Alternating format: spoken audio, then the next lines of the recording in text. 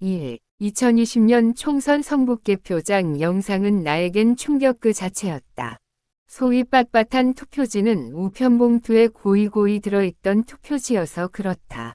여백이 맞지 않는 투표지는 우편봉투 자르다 여백이 날아갔다 등으로 설명한다고 해도 간이영수증 묶음처럼 투표지에 머리가 예쁘게 붙어있는 투표지를 설명하는 것은 물리적으로 불가능하단 생각을 했다.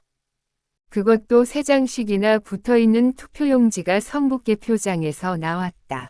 뿐만 아니라 20년 선거는 통계학적으로는 설명할 수 없는 사전투표와 본투표 표심의 차이가 났다. 그 이후의 선거는 사전선거에 대한 의심을 가진 보수 유권자가 사전투표를 하지 않는 경향 때문에 차이가 발생한 것일 수 있지만 20년 선거 당시는 그런 위혹 자체가 없었다. 그런 가운데 가세연에서 출연 요청을 했고 나는 대수의 법칙, 포스트 오딧과 같은 검증 장치 미비 문제, 그리고 2009년 독일 헌재 판결 등을 얘기했다. 2. 정진석 후보가 처음엔 낙선으로 집계됐다가 참관인의 항의로 재검표 결과 당락이 바뀌면서 소위 부정선거에 대한 위혹이 커졌다. 이때 제대로 수사를 했다면 끊임없는 선거에 대한 불신은 사라졌을 것이다. 그러나 당시 야당은 제대로 된 수사 요구보다는 선관위 시연회, 당시 사용한 정확한 명칭인지는 자신이 없지만 만족했다.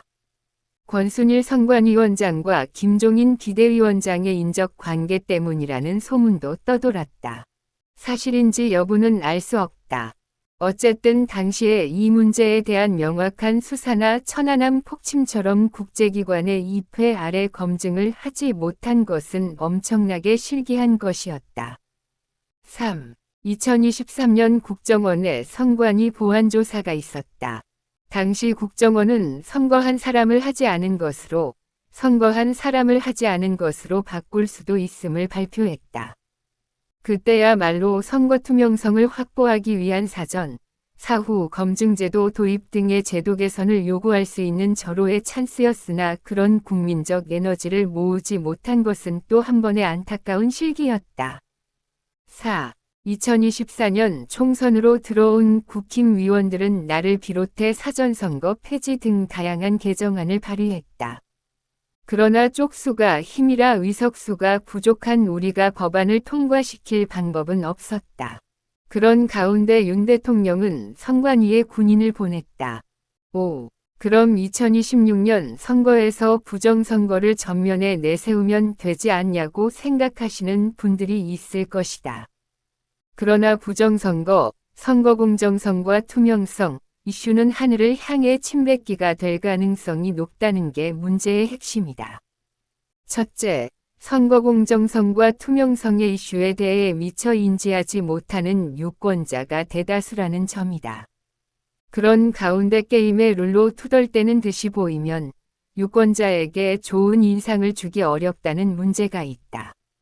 단계 문제를 그깟 비공개 게시판에 대통령 부부 욕 좀 했다고로 이해하는 분이 많은 것만 봐도. 둘째, 더 큰 문제는 사전투표의 문제를 제기하면서 본투표만 하기 운동을 벌인다면 상대당은 4일간 투표할 수 있음에 반해 우리 당 지지자들은 단 하루만 투표할 수 있다는 것이다. 이런 자가당착 때문에 선거운동 기간의 선거제도의 문제를 전면에 내세울 수 없는 것이다. 6. 그럼에도 트럼프 선거운동이 보여주는 암시는 있다. 트럼프 진영은 수많은 변호사를 10만인지 만인지 읽은 지 오래돼서 가물거리지만 서서 부정선거를 감시했다고 하는데 당 차원에서 역량 있는 젊은이들을 교육시켜 참관인으로 보내는 것이 좋겠다는 생각이다. 7. 당 차원에서 부정선거 문제를 전면에 내세우지 않는다고 해도 유권자 차원의 자발적 운동에 대해서는 존중해야 한다고 생각한다. 또 선거 신뢰성에 의문을 가지신 분들도 당이 이 문제를 핵심 이슈로 삼지 않는다고 실망하거나 분노하시지 않으시길 진심으로 염원한다. 우린 연합군으로 다르면서 또 같이 가야 한다고 생각된다. 우리가 다수당이 되는 날 유럽 국가들과 같이 현장 투표, 현장 개표 제도가 실현될 것으로 믿고 있기 때문이다. 핸드폰 타이핑이라 오자가 많을 듯합니다. 차후 고치겠습니다. 닿는 소괄호.